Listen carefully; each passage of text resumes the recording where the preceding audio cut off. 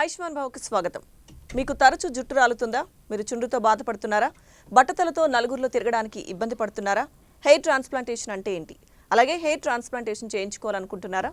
జుట్టు రాలుట సమస్యలకు hair and skin factory cosmetologist doctor Bindu గారి సలహాలు సూచనలు తెలుసుకుందాం. ఆవిడతో మాట్లాడి. నమస్తే బిందు గారు. హలో అండి. సో ముందుగా హెయిర్ ఫాల్ అనేది ఫస్ట్ చాలా వరకు చిన్నవాళ్ళ నుంచి పెద్దవాళ్ళ వరకు అందరూ సఫర్ అవుతున్న విషయం ఇది. హెయిర్ ఫాల్ అంటే ఎందుకు వస్తుంది? నార్మల్గా హెయిర్ ఫాల్ వచ్చేసి మనందరికీ కూడా కామన్గా ఉండే ప్రాబ్లమే. అంటే అందరికీ హెయిర్ ఫాల్ అవుతుంది. 50 to 100 స్ట్రాండ్స్ అనేది నార్మల్గా రొటీన్గా హెయిర్ ఫాల్ అవుతుంది అంటే అది కామన్. దాని గురించి టెన్షన్ పడాల్సింది కానీ కంగారు పడాల్సింది కానీ ఏం లేదు.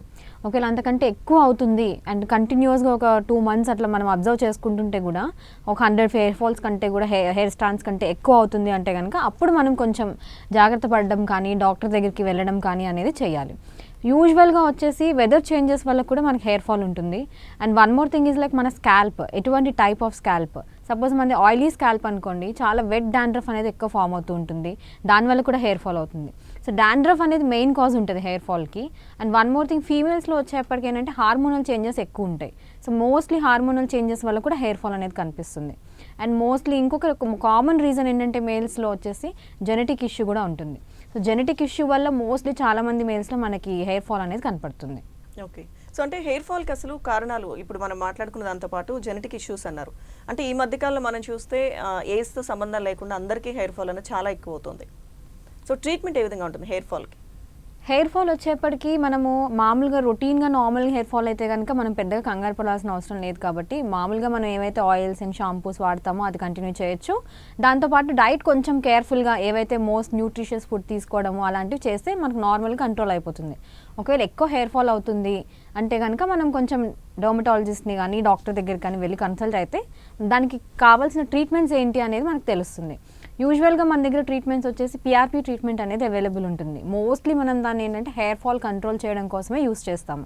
సో పిఆర్పి అంటే ప్లేట్లెట్ రిచ్ ప్లాస్మా అని అంటాం. దీనిలో ఏం చేస్తామంటే మన ప్లాస్మా కలెక్ట్ చేసుకొని, మన బ్లడ్ ఉంటుంది కదా 10 ml బ్లడ్ తీసుకొని దాన్ని సెంట్రిఫ్యూజ్ చేసి దాని నుంచి ప్లాస్మా కలెక్ట్ చేసుకుంటాం.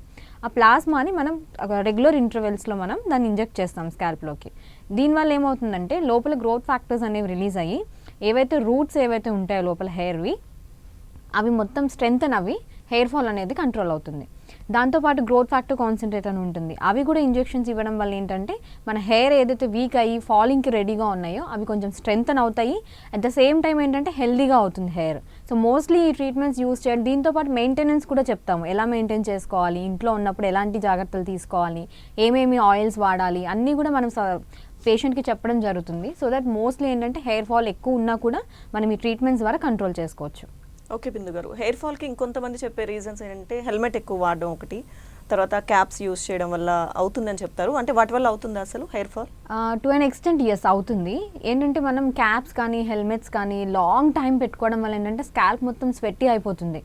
దాంతోపాటు ఏంటంటే స్వెట్ అయిపోయి తర్వాత డర్ట్ ఎక్కువ ఫామ్ అయ్యి తర్వాత డాండ్రఫ్ ఫామ్ అయ్యి దీనివల్ల హెయిర్ ఫాల్ ఎక్కువ అవుతూ ఉంటుంది. So mostly yes to an extent ఏంటంటే అదే కంప్లీట్ రీజన్ అని చెప్పలేము, కానీ టు అన్ ఎక్స్టెంట్ క్యాప్స్ కానీ హెల్మెట్స్ కానీ వాడడం వల్ల హెయిర్ ఫాల్ ఉంటుంది. సో మనం దాన్ని అవాయిడ్ చేయడానికి ఏం చేయాలని చాలామంది అడుగుతారు. క్యాప్స్ ఏంటంటే రెగ్యులర్గా ఇప్పుడు ఒకటే క్యాప్ని డేస్ టుగెదర్ వాడుతూ ఉంటారు. అలా కాకుండా కొంచెం క్యాప్స్ చేంజ్ చేస్తూ ఉండడం, లేదా వాష్ చేసుకొని యూస్ చేసుకోవడము. క్యాప్ పెట్టినా కూడా కంటిన్యూస్గా ఒక ఎటే స్ట్రెచ్ 10 hours 12 hours అలా పెట్టకుండా తీసి పెట్టుకుంటూ ఉండడము. అలా చేయడం వల్ల ఏంటంటే మనం కొంతవరకు హెయిర్ ఫాల్ కంట్రోల్ చేయొచ్చు. ఒకవేళ హెల్మెట్స్ వాడుతున్నారు, హెల్మెట్స్ కూడా అంతే, లాంగ్ టైం పెట్టుకోకుండా తీసి పెట్టుకోవడము, లేదా 1 or 2 hours షార్ట్ స్ట్రెచెస్లో పెట్టుకుంటూ ఉండడము. తర్వాత ఏంటంటే ఏదైనా క్లాత్ మనము ఫోర్ హెడ్ని కవర్ చేసుకొని హెడ్ని కవర్ చేసుకొని దాని తర్వాత హెల్మెట్ వాడితే దానివల్ల చాలా వరకు మనం హెయిర్ ఫాల్ అనేది కంట్రోల్ చేయొచ్చు. ఓకే. సో అయితే చాలామంది అంటే హెయిర్ ఫాల్ నార్మల్గానే అవుతుంది అనుకుంటారు, అది బాల్ హెడ్ వరకు వచ్చే వరకు చాలామంది తెలుసుకోలేరు. సో అలాంటి కేసు మీరు కూడా చూసే ఉంటారు. సో అంటే ఏ స్టేజ్లో ఉన్నప్పుడు డాక్టర్ని కన్సల్ట్ చేయాలంటారు? ఎందుకంటే ఇది రెగ్యులర్గా అయ్యే హెయిర్ ఫాల్ కాదు అని ఎలా గుర్తించాలి అసలు? యూజువల్గా నేను ఇందాక చెప్పినట్టు మామూలుగా ఒక 50 to 100 స్ట్రాండ్స్ మనకి పోతున్నాయి అంటే కనుక అంతగా మనం కంగారు పడాల్సిన అవసరం ఏమీ ఉండదు అక్కడ. ఒకవేళ దానికంటే ఎక్కువ పోతున్నాయి, సపోజ్ మేల్స్లో వచ్చేప్పటికి ఏంటంటే థిన్నింగ్ అనేది ఇక్కడ నుంచి స్టార్ట్ అవుతుంది. సో ఇక్కడ నుంచి కొంచెం కొంచెం వెనక్కి రిసైడ్ అవుతూ ఉంటుంది. సో అలాంటి స్టేజ్లో ఉన్నప్పుడే మనం చూసుకొని కొంచెం కాన్సన్ట్రేట్, ఎప్పుడు హెయిర్ ఫాల్ అనేది మామూలుగా ఇప్పుడు మనం పడుకుని లేచినప్పుడు చూస్తాం పిల్లోకి, లేదా హెయిర్ దూకుంటున్నప్పుడు చూస్తాము. అలాంటి టైంలో చూసినప్పుడు ఏంటంటే మనకి ఒకవేళ మనకు కనిపిస్తుంది థిన్నింగ్ కనిపిస్తుంది ఫస్ట్. సో వేర్ స్కాల్ప్ కనపడుతూ ఉంటుంది. థిన్నింగ్ అంటే హెయిర్ ఫాలికల్స్ అంతా థిన్గా అయిపోయి హెయిర్ స్ట్రాండ్స్ కూడా థిన్గా అయిపోతాయి. సో అప్పుడు ఏంటంటే మనకి స్కాల్ప్ కనపడుతూ ఉంటుంది. సో ఇమ్మీడియట్గా రెస్పాండ్ అయ్యి మనం ట్రీట్మెంట్కి అప్రోచ్ అయితే మొత్తం ఫాల్ అవ్వకుండా మనం కొంతవరకు కాపాడొచ్చు. ఇంకొకటి ఏంటంటే ఇది జెనెటిక్గా మనకి మోస్ట్లీ మేల్స్లో కనిపించేది, దీని అలోపీషియా అంటాం. సో ఇదేంటంటే మన ఫ్యామిలీలో ఎవరికైనా fathers or 4 fathers, grandfathers అక్కడ నుంచి మనకి ఇది జెనెటిక్గా వస్తుందన్నమాట. సో అలా ఉన్నప్పుడు ఏంటంటే ఇంతకుముందు ఏంటంటే మన ఫాదర్స్కి కానీ గ్రాండ్ ఫాదర్స్కి కానీ 40-50 ఏజ్లో ఉన్నప్పుడు ఆన్సెట్ ఉండేది. ఇప్పుడు మనకి ఈ జనరేషన్ వచ్చేసరికి ఏంటంటే 20 years నుంచి ఆన్సెట్ అనేది స్టార్ట్ అయిపోతుంది. సో దీన్ని కొంచెం మనం ఎట్లా కంట్రోల్ చేసుకోవచ్చు అంటే మన డైలీ లైఫ్ స్టైల్లో కొంచెం చేంజెస్ చేసుకోవడము, ఫుడ్ కరెక్ట్గా తీసుకోవడము, ప్రాపర్ మెయింటెనెన్స్ ఆఫ్ హెయిర్ చేయడము, ఇలాంటి వాటి వల్ల కొంచెం మనం కంట్రోల్ చేసుకోవచ్చు. ఒకవేళ మనం హెయిర్ ఫాల్ బాగా అవుతుంది అన్నప్పుడు ఏంటంటే మనం ఇమీడియట్గా అప్రోచ్ అయ్యి ఏమైనా హెయిర్ ఫాల్ ట్రీట్మెంట్స్ తీసుకుంటే అట్లీస్ట్ ఈ ఆన్సెట్ని కొంతవరకు మనం దాన్ని డిలే చేయొచ్చు. చాలామందికి ఏంటంటే జెనెటిక్గా ఉంది అంటే మనకి ఆల్మోస్ట్ 70-80% డెఫినెట్గా బాల్నెస్ అనేది వచ్చేస్తుంది. మోస్ట్లీ దీన్ని డిలే అయితే చేసుకోవచ్చు. అట్లీస్ట్ మనకి ఇంతకుముందు 40లో వచ్చేది మనకి 20లోనే వస్తుంది అంటే అట్లీస్ట్ మనం డిలే చేసుకోవచ్చు. మన లైఫ్ స్టైల్లో చేంజెస్ కానీ, ఫుడ్లో చేంజెస్ కానీ, తర్వాత పర్టికులర్ ట్రీట్మెంట్స్ తీసుకుంటూ కానీ దానివల్ల కొంతవరకు డిలే చేసుకోవచ్చు. బట్ మోస్ట్లీ దీన్ని అవాయిడ్ చేయడం అనేది కుదరదు ఒకవేళ if it is genetic issue అంటే మాత్రం, బట్ డిలే మాత్రం చేసుకోవచ్చు. ఓకే. సో చాలామంది అంటే లేడీస్లో కూడా కొంతమందికి బాల్నెస్ అనేది చూస్తుంటాం. అంటే రేర్ కేసెస్ నాకు తెలిసిన వరకు అయితే మీరే చెప్పాలి ఇంకా. సో వాళ్ళకి ఎందుకు వస్తుందంటారు? సేమ్ రీజన్సా వాళ్ళకి కూడా? ఫీమేల్స్లో అంటే మోస్ట్లీ మనకి హార్మోనల్ చేంజెస్ వల్లే ఉంటుంది. As we know like every stage of our life hormonal changes అవుతూనే ఉంటాయి. సో మోస్ట్లీ హార్మోనల్ చేంజెస్ వల్లనే హెయిర్ ఫాల్ అనేది మనకు కనపడుతూ ఉంటుంది. అండ్ సెకండ్ థింగ్ ఏంటంటే మనం యూస్ చేసే డిఫరెంట్ ఆయిల్స్, షాంపూస్ మనకి ఏది కనపడితే అది ట్రై చేయాలనే ఒక ఫీలింగ్ ఉంటుంది. సో మోస్ట్లీ అది అలా యూస్ చేస్తూ ఉంటాము. ఇంకోటి ఏంటంటే లైఫ్ స్టైల్లో చేంజెస్ కూడా యాజ్ ఇందాక కూడా చెప్పినట్టు ఫుడ్ తీసుకోవడం, మనం ఎక్కువ బయట ఫుడ్ తీసుకోవడము, ఎక్కువ మనం అవసరమైన ఫుడ్ తీసుకోకుండా అవసరం లేని జంక్ ఫుడ్ ఎక్కువ తీసుకుంటూ ఉంటాము. సో ఇలాంటి వాటి వల్ల కూడా బాగా హెయిర్ ఫాల్ ఉంటుంది. ఫీమేల్స్లో ఎలా ఉంటుందంటే లైక్ మనం మేల్స్లో చెప్పినట్టుగా రెసీడింగ్ ఆఫ్ లైన్ అనేది ఉండదు, థిన్నింగ్ ఉంటుంది. మోస్ట్లీ మనం పార్టీషన్ ఎక్కడ తీసుకుంటాం అక్కడ ఎక్కువ కనపడుతుంది. సో ఆ థిన్నింగ్ అనేది ఏంటంటే థిన్నింగ్ కొంచెం బాగా థిన్ అయిపోయి మొత్తం స్కాల్ప్ అంతా కనపడుతుంది. సో ఇలా ఉన్నప్పుడు ఏంటంటే మనం ఇమీడియట్గా లైక్ నార్మల్గా హెయిర్ ఫాల్ అవుతుంది అన్నప్పుడే అప్రోచ్ అయ్యి డాక్టర్ని అప్రోచ్ అవ్వడం కానీ, లేదా మన లైఫ్ స్టైల్లో కొంచెం చేంజెస్ చేసుకోవడం కానీ అలా చేయడం వల్ల ఏంటంటే అట్లీస్ట్ మనం హెయిర్ ఫాల్ని కొంతవరకు స్టాప్ చేయగలుగుతాం. సో ఇప్పుడు మేల్స్ చెప్పినట్టుగా ఫీమేల్లో కూడా ఈ బాల్నెస్ అనే దాన్ని మనం మీరు అన్నట్టుగా డిలే చేయొచ్చు అంటారా?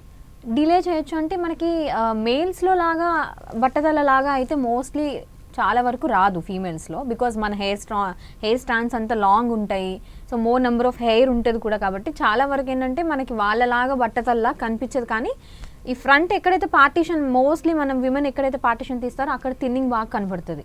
సో దాని ట్రీట్మెంట్స్ ద్వారా మోస్ట్ ప్రాబబ్లీ మనం కవర్ చేసుకోవచ్చు. సో నేను చెప్పినట్టు hair fall treatments, PRP treatments కానీ వీటితో రెగ్యులర్గా 25-30 days గ్యాప్లో మనం తీసుకుంటూ ఉండాలి ఒక్కో సెషన్.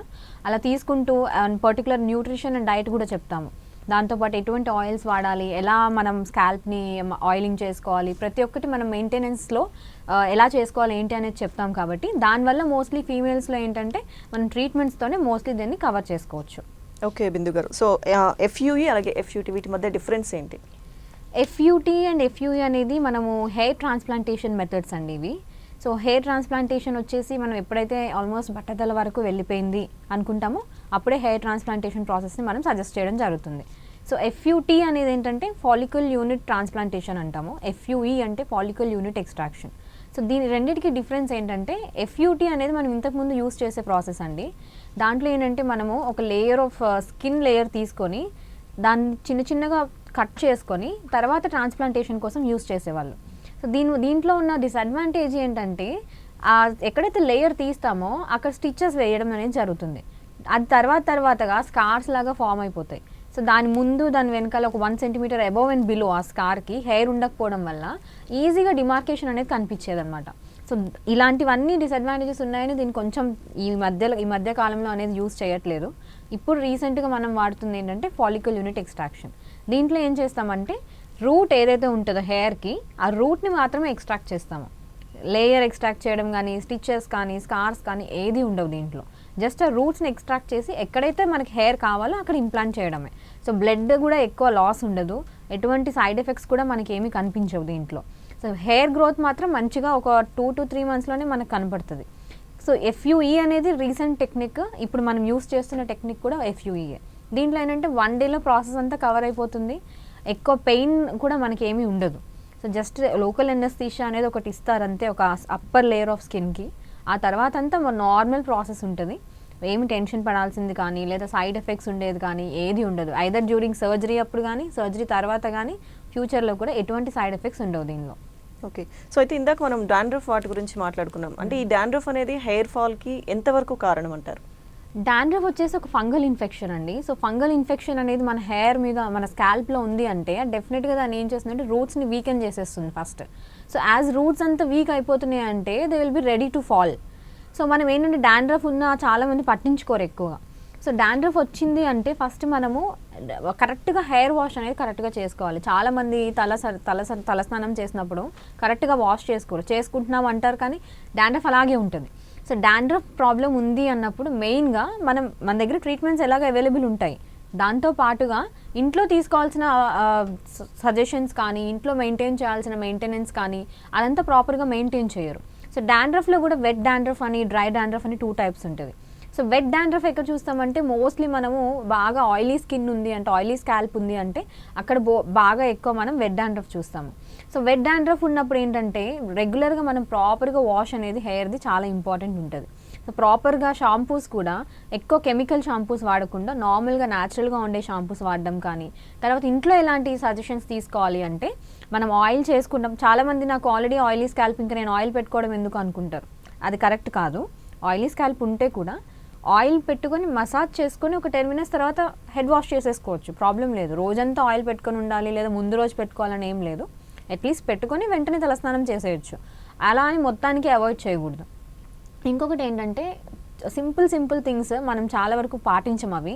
ఒకటి ఏంటంటే పిల్లో కవర్స్ కానీ, బెడ్షీట్స్ కానీ, తర్వాత మనం యూస్ చేసే టవల్స్ కానీ హెయిర్కి వేరుగా ఫేస్కి వేరుగా యూస్ చేసుకోవడం మంచిది. ఎందుకంటే ఇలాంటి డాండ్రఫ్ ఇన్ఫెక్షన్స్ ఉంటాయి కదా, అది మనం ఫేస్కి కానీ హెయిర్కి కానీ సేమ్ వాడామంటే ఛాన్సెస్ ఎక్కువ ఉంటాయి ఫేస్కి కూడా స్ప్రెడ్ అయ్యి పింపుల్స్ రావడం కానీ, యాక్నీ ప్రాబ్లం రావడం కానీ, ఇలాంటి చాలా వరకు ఉంటాయి. కాబట్టి మోస్ట్లీ హెయిర్కి కానీ ఫేస్కి కానీ టవల్స్ వేరుగా వాడడము, తర్వాత బెడ్షీట్స్ కానీ పిల్లో కవర్స్ కానీ every once in 15 days change చేసుకుంటూ ఉండడము, ఇలాంటివన్నీ చేయడం వల్ల మోస్ట్లీ మనం ఇంట్లో చేసుకునే ఇలాంటి చిన్న విషయాల వల్ల కంట్రోల్ చేసుకోవచ్చు. అలాగే మనం బయట క్లినిక్ వెళ్ళి చేయించుకోవాలి ట్రీట్మెంట్స్ అంటే మనకి లేజర్ ట్రీట్మెంట్స్ ఉంటాయి డాండ్రఫ్ని కంట్రోల్ చేయడానికి, హై ఫ్రీక్వెన్సీ ట్రీట్మెంట్స్ ఉంటాయి.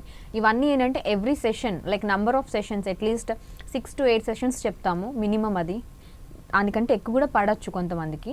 సో మనకి మామూలుగా 6 to 8 sessions వచ్చేప్పటికి ఆల్మోస్ట్ మామూలుగా అయితే కవర్ అయిపోతుంది, చాలా వరకు డాండ్రఫ్ పోతుంది. అలాంగ్ విత్ దట్ ఏమేమి షాంపూస్ వాడాలో అవంతా మేము ఎలాగో ప్రిస్క్రైబ్ చేస్తాం కాబట్టి మనం కరెక్ట్గా ప్రికాషన్స్ తీసుకుంటే కంట్రోల్ చేసుకోవచ్చు. Okay.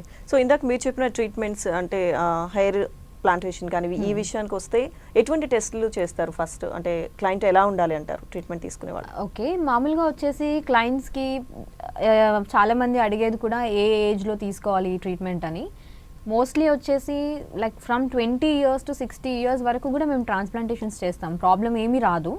Only thing is like ఏంటంటే మనకి కొంచెం హెల్త్ ఇష్యూస్ కొన్ని మనం మైండ్లో పెట్టుకొని లైక్ డయాబెటికా, హై బ్లడ్ ప్రెషర్ పేషెంటా, లేకపోతే థైరాయిడ్ పేషెంటా, ఇలాంటివి కొన్ని మెడికల్ ఇష్యూస్ని మైండ్లో పెట్టుకొని సజెస్ట్ చేయడం జరుగుతుంది. మోస్ట్ ప్రాబబ్లీ ఏంటంటే ఈ ఫ్యాక్టర్స్ ఏమీ మనము ఆపడానికి హెయిర్ ట్రాన్స్ప్లాంట్ చేయించుకోకూడదు అని చెప్పడానికి ఏమీ కాదు. జస్ట్ అవి కంట్రోల్లో ఉన్నాయి అంటే మనం హెయిర్ ట్రాన్స్ప్లాంటేషన్ సజెస్ట్ చేయొచ్చు. థింగ్ ఈజ్ లైక్ హెయిర్ ట్రాన్స్ప్లాంటేషన్కి వెళ్ళే ముందు కూడా లైక్ సర్జరీకి ఒక 5 days ముందు 10 days ముందు కొన్ని పర్టికులర్ బ్లడ్ టెస్ట్స్ ఉంటాయి, అవి కంపల్సరీగా చేపిస్తాము. కంప్లీట్ బ్లడ్ పిక్చర్ అంటాం కదా, అది మొత్తం వచ్చేయాలన్నమాట. కంప్లీట్గా నార్మల్గా ఉంది అనే రిపోర్ట్స్ వస్తేనే మనం ఎప్పుడైనా కూడా బ్లడ్ ట్రాన్స్ప్లాంటేషన్కి సజెస్ట్ చేస్తాము. సో ట్రాన్స్ప్లాంటేషన్ రోజు కూడా మనం యూజ్ చేసేది వచ్చేసి నార్మల్ సింపుల్ యాంటీబయాటిక్స్ మాత్రమే వాడతాము. దానికి మించి హై మెడికేషన్స్ కానీ హై డోసెస్ కానీ ఏమీ ఉండవు.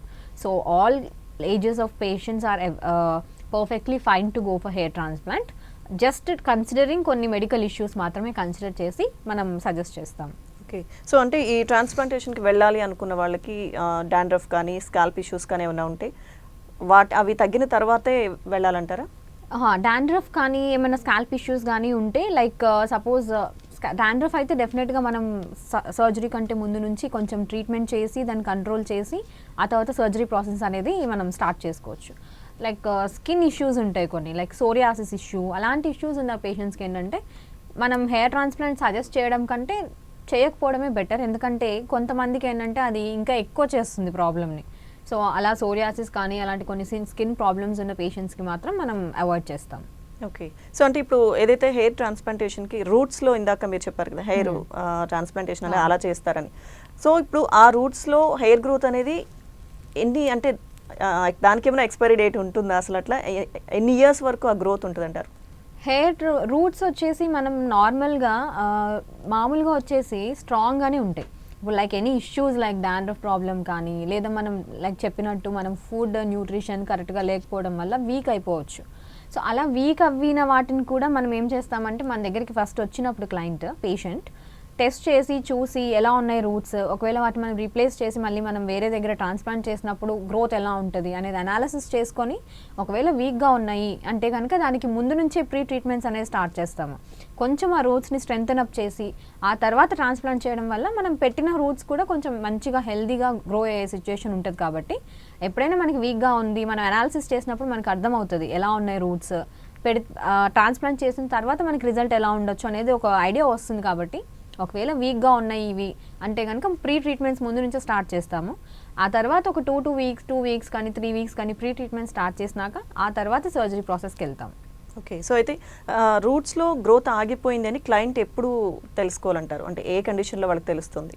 యూజువల్గా అయితే రూట్స్లో గ్రోత్ అంటే ఇప్పుడు మనకి ఫస్ట్ వచ్చేసి రూట్స్లో నుంచి గ్రోత్ అనేది మామూలుగా మనకి గ్రోత్ ఫేజ్ ఎక్కువ ఉంటుంది. లైక్ ఆల్మోస్ట్ లైక్ 6 years వరకు కూడా గ్రోత్ ఫేజ్ అనేది ఉంటుంది మనకి. సో ఆ గ్రోత్ ఫేజ్లో ఏంటంటే మన హెయిర్ అనేది రూట్ స్ట్రాంగ్గా ఉంటేనే మన హెయిర్ ఫాలికల్ కానీ హెయిర్ స్టాండ్ కానీ స్ట్రాంగ్గా వస్తుంది బయటకి. సపోజ్ రూట్స్ వీక్గా ఉన్నాయంటే గ్రోత్ కూడా చాలా వరకు మనకి తక్కువగానే కనపడుతుంది. సో ఏం చూడాలి అంటే పేషెంట్స్ ఫస్ట్ మామూలుగా వాళ్ళ మనం హెయిర్ దూకుంటున్నప్పుడు కానీ నార్మల్గా అబ్జర్వ్ చేసుకున్నప్పుడు హెయిర్ స్ట్రాండ్ ఒక థిక్నెస్ ఎలా ఉంది అనేది ఒకటి అబ్జర్వ్ చేసుకోవాలి. సపోజ్ హెయిర్ స్ట్రాండ్ థిక్నెస్ బాగుంది అంటే కనుక నార్మల్గా గ్రో అవుతుంది, మనకి ఎంతవరకు హెయిర్ గ్రో అవ్వచ్చు అంతవరకు గ్రో అవుతుంది, నార్మల్గా గ్రోత్ ఉంటుంది.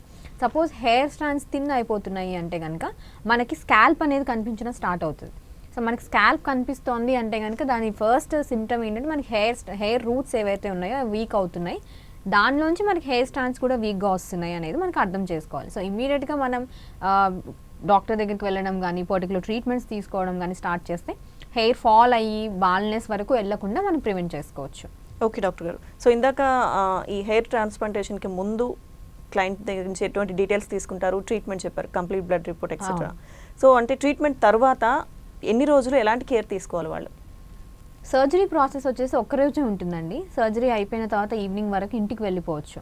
సో ఇంటికి వెళ్ళిపోయేప్పుడు కూడా మేము అన్ని డూస్ అండ్ డోంట్స్ కానీ ఏమేమి చేయాలి, ఏమేమి ఫుడ్ తీసుకోవాలి, ఏమేమి అవాయిడ్ చేయాలి, ఒక 1 month వరకు ఏమేమి అవాయిడ్ చేసుకుంటే బెటర్, ఒక 1 month వరకు పర్టికులర్గా ఏమేమి ఫుడ్ తీసుకుంటే మంచిది, తర్వాత ఏం మెడికేషన్స్ తీసుకోవాలి అవంతా చెప్పి పంపిస్తాము. ద థింగ్ ఈజ్ ఒక 1 week to 10 days ఏంటంటే ఎక్కడైతే వాళ్ళకి హెయిర్ ట్రాన్స్ప్లాంటేషన్ జరుగుతుందో ఆ ఏరియాని కొంచెం కేర్ఫుల్గా వాళ్ళు మెయింటైన్ చేసుకోవాల్సి ఉంటుంది. లైక్ పడుకున్నప్పుడు కూడా, లేదంటే హెయిర్ ఇప్పుడు మామూలుగా మనం ఏంటంటే ట్రాన్స్ప్లాంటేషన్ చేసిన ఏరియాని సెలైన్ వాటర్తో స్ప్రే చేసుకుంటూ ఉండమని చెప్తాము. సో అలా ప్రాసెస్ చేసుకుంటున్నప్పుడు కానీ పడుకుంటున్నప్పుడు కానీ చాలా కేర్ఫుల్గా మనం ఎక్కడ కూడా ఈ హెయిర్ పెట్టిన గ్రాఫ్ట్స్ అనేవి డిస్టర్బ్ అవ్వకుండా చూసుకోవాలి. సో అది ఆ ప్రికాషన్స్ అన్నీ కూడా చెప్పి పంపిస్తాము ఆల్రెడీ. దాని తర్వాత ఏంటంటే మెయింటెనెన్స్ సెషన్స్ అనేవి స్టార్ట్ అవుతాయి వాళ్ళకి సర్జరీ తర్వాత 1 month నుంచి. సో మామూలుగా ఆ 1 month లోపు 3rd day రోజు ఒకసారి 10 daysకి ఒకసారి మన దగ్గరికి విజిట్కి వస్తారు. సో దట్ మాకు కూడా ఐడియా వస్తుంది ఎలా ఉంది, పెట్టిన ఫాలికల్స్ ఎలా ఉన్నాయి అనేది ఒకసారి మనం ఎగ్జామిన్ చేస్తాము. తర్వాత 1 month నుంచి రెగ్యులర్గా ఫాలోఅప్ సెషన్స్ ఉంటాయి. ఒక 4 months వరకు కంటిన్యూస్గా ఫాలోఅప్ సెషన్స్ ఉంటాయి. సో వచ్చిన ప్రతిసారి ఏంటంటే అనాలిసిస్ చేసి చూస్తాము, పెట్టిన ఫాలికల్స్ ఎలా ఉన్నాయి, గ్రోత్ ఎలా ఉంది, ఇంకా ఏమైనా ప్రాబ్లం ఉందా, వీక్ ఉన్నాయా, ఒకవేళ వీక్ ఉంటే ఏమైనా పర్టికులర్ ట్రీట్మెంట్స్ ప్రిస్క్రైబ్ చేయడం కానీ ఇవ్వడం కానీ జరుగుతుంది. సో ఇలా ఏమైనా ప్రాబ్లం ఉంటే వెంటనే ఆ 4 monthsలో మనం దానికి కరెక్ట్ ట్రీట్మెంట్ ఇచ్చేస్తాం కాబట్టి ఎటువంటి ప్రాబ్లం ఉండదు. Okay doctor. అయితే సర్జరీ చేసిన ప్లేస్లో పెయిన్ కానీ ఏదైనా ఉంటుందా? కంప్లీట్గా పెయిన్లెస్ ప్రాసెస్ అండి. As I said you before, pain అనేది అసలు ఉండదు. జస్ట్ మనం ఏంటంటే పెయిన్ తెలియకుండా ఉండడానికి ఈ స్టార్టింగ్లోనే మనము చిన్న మత్తి ఇస్తాము. జస్ట్ అది కూడా స్కిన్ అప్పర్ లేయర్ మాత్రమే ఇస్తాము, సో దట్ పెయిన్ ఏమీ ఉండకుండా. ఆ తర్వాత ప్రాసెస్లో మొత్తం పేషెంట్ నార్మల్గా కాన్షియస్గానే ఉంటారు, ఎటువంటి పెయిన్ ఉండదు, బ్లడ్ లాస్ కూడా ఎక్కువ ఉండదు. సో సైడ్ ఎఫెక్ట్స్ అనేవి అసలు ఏమీ ఉండవు. సర్జరీ తర్వాత కానీ లేదా ఫ్యూచర్లో కూడా ఎప్పుడు కూడా ఏమీ సైడ్ ఎఫెక్ట్స్ కూడా ఉండవు. సో కంప్లీట్గా సేఫ్ ప్రొసీజర్ ఉంటుంది కాబట్టి ఏమీ టెన్షన్ పడకుండా వచ్చి చేయించుకోవచ్చు. ఓకే, సో అయితే ఇందాక మీరు చెప్పారు 6 years వరకు గ్రోత్ అనేది బాగుంటుంది అని చెప్పి ట్రాన్స్ప్లాంటేషన్ తర్వాత. సో ఏదైతే హెల్దీ రూట్స్ మీరు చెప్పినట్టుగా, సో అంటే విజిబుల్ గ్రోత్ మనకి సర్జరీ తర్వాత ఎప్పుడు చూడొచ్చు? చాలా సందేహాలు ఉంటాయి ట్రాన్స్ప్లాంటేషన్ చేయించుకోవాలనుకునే వాళ్ళకి. ఇవన్నీ సర్జరీ తర్వాత మనకి like with in a month చాలా మందికి హెయిర్ గ్రోత్ వచ్చేస్తుంది. సో 3 to 6 months అయితే మినిమం విజిబుల్ గ్రోత్ అని చెప్తాము టైం పీరియడ్. కొంతమందికి ఒక 2 or 3 months ఎక్స్ట్రా కూడా పడవచ్చు. సో కంప్లీట్గా వాళ్ళ బాడీ హెయిర్ గ్రోత్ మీద డిపెండ్ అయి ఉంటుంది అది. కొంతమందికి ప్రాసెస్ చాలా ఫాస్ట్గా ఉంటుంది, కొంతమందికి హెయిర్ గ్రోత్ కొంచెం స్లో ఉంటుంది. సో మామూలుగా అయితే 1 to 2 monthsలోనే హెయిర్ గ్రోత్ అనేది కనిపిస్తుంది. ఒకసారి హెయిర్ వచ్చిన తర్వాత ఏదైతే హెయిర్ మనం పెడుతున్నామో అదంతా షెడ్ అయిపోతుంది 1 to 2 months పీరియడ్లోనే. ఆ షెడింగ్ ఫేజ్ అయిపోగానే మళ్ళీ రీగ్రోత్ ఫేజ్ అనేది స్టార్ట్ అవుతుంది. ఓన్లీ పైన పెట్టిన హెయిర్ మాత్రమే పోతుంది, లోపల రూట్స్ అలాగే ఉంటాయి కాబట్టి ఆ రూట్స్ నుంచి మళ్ళీ హెయిర్ గ్రోత్ అనేది మళ్ళీ స్టార్ట్ అవుతుంది. సో మామూలుగా అయితే 3 to 6 monthsలో మనకి రిజల్ట్ అనేది విజిబుల్గా కనపడుతుంది. మంచిగా నాకు నార్మల్ హెయిర్ ఎలా ఉందో అలా కావాలి అంటే అట్లీస్ట్ ఒక వన్ ఇయర్ వరకు మనం పేషెంట్కి చెప్తాం ముందే. ఒక 1 year గుండు చేయించుకోవడం కానీ ట్రిమ్ చేసుకోవడం కానీ ఏం చేసుకోకుండా ఒక 1 year వాళ్ళు చూసారంటే నార్మల్ హెయిర్ వచ్చేస్తుంది. మనకి కంటికి కనిపించడానికి హెయిర్ గ్రోత్ అంటే 3 to 6 monthsలో వచ్చేస్తుంది. ఓకే, సో అయితే ట్రాన్స్ప్లాంటేషన్ చేయించుకున్న వాళ్ళు ఎవరైనా కానీ తర్వాత హెయిర్ వాష్ కానీ ఇలా చేయాలి అంటే ఎటువంటి కేర్ తీసుకోవాలి? మీరు ప్రిస్క్రైబ్ చేసినట్టుగా ఏ విధంగా చెప్పాలంటే? సో మామూలుగా మన దగ్గరకు సర్జరీ అయిన 10th day రోజు రమ్మంటాం కదా, ఆ రోజే మనం హెయిర్ వాష్ చేసి ఒకసారి వాళ్ళకి ఎలా చేసుకోవాలి అనేది చెప్తాము. సో సర్జరీ అయినాక ఒక 2 to 3 months at least baby shampoos కానీ కెమికల్స్ లేని హార్మ్లెస్ షాంపూస్నే యూస్ చేయమని చెప్తాము. సో ఆయిలింగ్ కూడా వాళ్ళు ఒక 1 or 2 months తర్వాత నుంచే స్టార్ట్ చేస్తారు. సో ఏదైనా కూడా ఎలా చేయాలి సాఫ్ట్గా, అండ్ టవల్స్ యూస్ చేయడం కూడా హార్డ్ టవల్స్ అట్లా యూస్ చేయకుండా సాఫ్ట్ అండ్ స్మూత్ టవల్స్తోని కొన్ని రోజులు హెయిర్ వాష్ చేసినాక యూస్ చేయడం జరుగుతుంది. అండ్ ఆయిల్స్ అండ్ షాంపూస్ కూడా కెమికల్స్ కానీ లేదంటే ఎక్కువ హార్మ్ఫుల్ ఉండేవి కానీ అలాంటివి వాడకుండా న్యాచురల్గా ఉండేవి, మోస్ట్లీ మన స్కాల్ప్కి కూల్నెస్ని ఇచ్చేవి అలాంటివి ప్రిస్క్రైబ్ చేయడం జరుగుతుంది.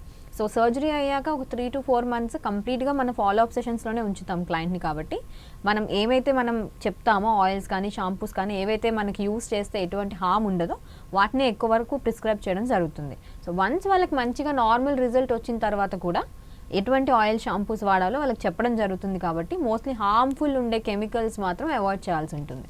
ఓకే డాక్టర్, సో ఇంకా అంటే మీ దగ్గర స్కిన్ ట్రీట్మెంట్స్ గురించి తెలుసుకున్నాం. అంతకుముందు ఇంకొక క్వశ్చన్. సో జనరల్గా లేడీస్లో డెలివరీ తర్వాత హెయిర్ ఫాల్ అనేది చాలా ఎక్కువ ఉంటుంది, చాలా మందిలో చూస్తూ ఉంటాం. సో దీనికి రీజన్ ఏంటంటారు? ఎలా కంట్రోల్ చేయాలి fall? So as a side hormonal changes మనకి ఫీమేల్స్లో వచ్చేసి ఎవ్రీ ఫేజ్ ఆఫ్ లైఫ్లో కనిపిస్తూనే ఉంటాయి. సో హార్మోనల్ చేంజెస్ వల్ల డెలివరీ అయినాక మోస్ట్లీ హార్మోనల్ చేంజెస్ వల్ల చాలా వరకు హెయిర్ ఫాల్ అనేది కనపడుతుంది.